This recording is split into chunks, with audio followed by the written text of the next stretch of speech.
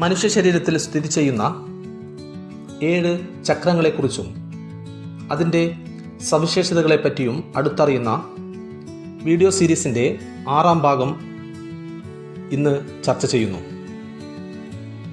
ഇതിൻ്റെ മറ്റ് ഭാഗങ്ങൾ പ്ലേലിസ്റ്റിൽ ലഭ്യമാണ്. നമ്മുടെ സുഷുമ്നാ നാഡി കേന്ദ്രമാക്കി കറങ്ങിക്കൊണ്ടിരിക്കുന്ന ഓരോ ചക്രവും നമ്മുടെ ജീവിതത്തിൽ വലിയ പങ്ക് വഹിക്കുന്നു. ഓരോ ചക്രവും അത് സ്ഥിതി ചെയ്യുന്ന കേന്ദ്രവുമായി ബന്ധപ്പെട്ട അവയവങ്ങളെ സ്വാധീനിക്കുന്നു.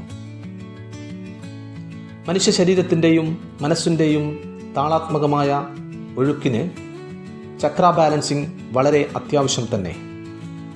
ഇതിനെക്കുറിച്ചുള്ള പഠനം നമ്മെ പുതിയ ബോധത്തിലേക്കും ഉൾക്കാഴ്ചയിലേക്കും നയിക്കുന്നു.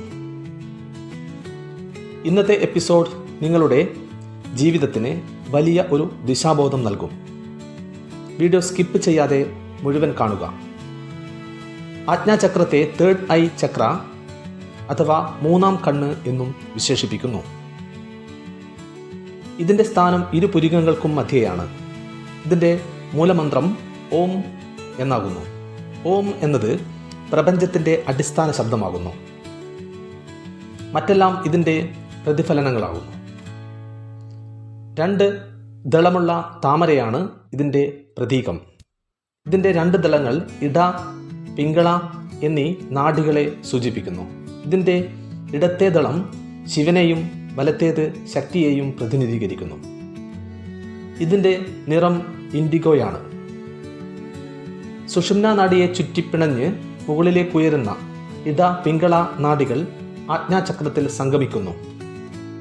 നമ്മുടെ ബുദ്ധിയുടെയും അവബോധത്തിൻ്റെയും കേന്ദ്രമായ ഈ ചക്രത്തെ 6ാം ഇന്ദ്രിയം എന്നും വിശേഷിപ്പിക്കുന്നു. ആത്മീയതയുടെയും ഉൾക്കാഴ്ചയുടെയും വാതിൽ എന്നറിയപ്പെടുന്ന ആജ്ഞാചക്രം ഉണർത്തപ്പെട്ട ഒരാളിൽ ഏകാഗ്രതയും ഭാവനയും തീരുമാനങ്ങൾ എടുക്കാനുള്ള കഴിവും അതിശക്തമായി പ്രവർത്തിക്കുന്നു. ഈ വ്യക്തി ലോകത്തെ യഥാർത്ഥ രൂപത്തിൽ ദർശിക്കുന്നു. പ്രപഞ്ചബോധവുമായി നേരിട്ട് ബന്ധപ്പെട്ടിരിക്കുന്ന ഈ ചക്രം ആക്ടിവേറ്റ് ആയാൽ പഞ്ചേന്ദ്രിയങ്ങൾക്കും അപ്പുറമുള്ള പ്രപഞ്ച സത്യങ്ങൾ വ്യക്തിയിൽ വെളിവാക്കപ്പെടുന്നു.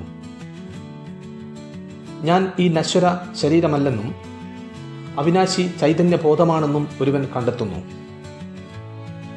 ദുഃഖം, ഭയം, ഉത്കണ്ഠ എന്നിവ ഇത്തരക്കാരെ ബാധിക്കാറില്ല. ഇവർ എന്നും ശാന്തിയിലും ആനന്ദത്തിലും നിലകൊള്ളുന്നവരായിരിക്കും.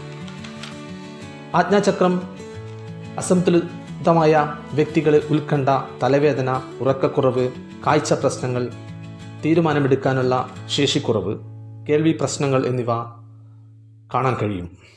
ഇത്തരക്കാരിൽ ഓർമ്മക്കുറവ്, ലേണിംഗ് പ്രോബ്ലം എന്നിവയും കണ്ടുവരുന്നു. ആജ്ഞാചക്രത്തെ ഉണർത്തിയെടുക്കാനുള്ള വിദ്യകൾ ഏതെല്ലാമാണെന്ന് മനസ്സിലാക്കാം. ഒന്നാമതായി ബാലാസനം, വൃക്ഷാസനം, ശീർഷാസനം എന്നീ യോഗമുദ്രകൾ ഇതിനുവേണ്ടി നിർദ്ദേശിക്കുന്നു. ഇതിൽ ശീർഷാസനം നല്ലൊരു യോഗാചാര്യൻ്റെ നിർദ്ദേശപ്രകാരം ചെയ്യുന്നതാണ് ഉത്തമം. യോഗാശാസ്ത്രത്തിൽ അനുലോമ വിലോമ പ്രാണായാമം, ഭ്രാമരി പ്രാണായാമം എന്നിവ ചെയ്യുന്നത് നല്ലതാണ്. കറുത്ത മുന്തിരി, ബ്ലൂബെറി, പഴുതന, വയലറ്റ് കാബേജ്, വാൾനട്ട്, ഫ്ലാക്സീഡ് എന്നിവ ഭക്ഷണത്തിൽ ഉൾപ്പെടുത്തുക. ആജ്ഞയെ ബാലൻസ് ചെയ്യുന്നതിനായി പലതരം ധ്യാനമുറകൾ പരിശീലിക്കപ്പെടുന്നു. ശാംഭവി മുദ്ര, ബീജമന്ത്ര ധ്യാനം, ത്രാടകം, ശ്വസനധ്യാനം ഇവ ഇതിൽ പ്രധാനമാണ്. ശ്വസനധ്യാനത്തെക്കുറിച്ച് ഇവിടെ വിവരിക്കുന്നു. ധ്യാനത്തിനായി ഏറ്റവും നല്ല സമയം ബ്രഹ്മമുഹൂർത്തമാണ്. പ്രപഞ്ചബോധം നമ്മളുമായി ഏറ്റവും കൂടുതൽ സംവദിക്കുന്ന സമയമാണത്. ഈ സമയം അതിവേഗം നിങ്ങൾക്ക് ധ്യാനത്തിൻ്റെ തലത്തിലേക്ക് ഉയരുവാൻ കഴിയും. ശാന്തമായൊരിടത്ത് നട്ടൽ നിവർന്ന് സുഖാസനത്തിലോ പത്മാസനത്തിലോ ഇരിക്കാം. കണ്ണുകൾ പതുക്കെ അടയ്ക്കുക. തൻ്റെ ശ്രദ്ധയെ ശ്വാസത്തിലേക്ക് കൊണ്ടുവരിക. ശ്വാസം അകത്തേക്ക് എടുക്കുന്ന സമയം അത് പുരികമധ്യത്തിലൂടെ അകത്തേക്ക് കയറുന്നത് അറിയുക. അത് തലച്ചോറിൻ്റെ അകത്ത് പ്രവേശിക്കുകയും പുറത്തേക്ക് വിടുമ്പോൾ തടസ്സങ്ങളെല്ലാം ഒഴിയുന്നതായും അറിയുക. പുരികമധ്യത്തിൽ കടും നീലനിറം സങ്കല്പിക്കുക. ഇത് സ്ഥിരമായി ചെയ്യുന്നത് വലിയ മാറ്റത്തിന് വഴിതെളിക്കും. നെറ്റിയുടെ മധ്യേ ഒരു തരിപ്പോ മരവിപ്പോ അനുഭവപ്പെടുന്നത് സ്വാഭാവികമാണ്. ഈ തരത്തിൽ നമ്മുടെ ജീവിതത്തെ പുതിയ മാനങ്ങളിലേക്ക് നയിക്കുന്ന അറിവുകളുമായി വീണ്ടും കാണാം. ചാനൽ സബ്സ്ക്രൈബ് ചെയ്യുക.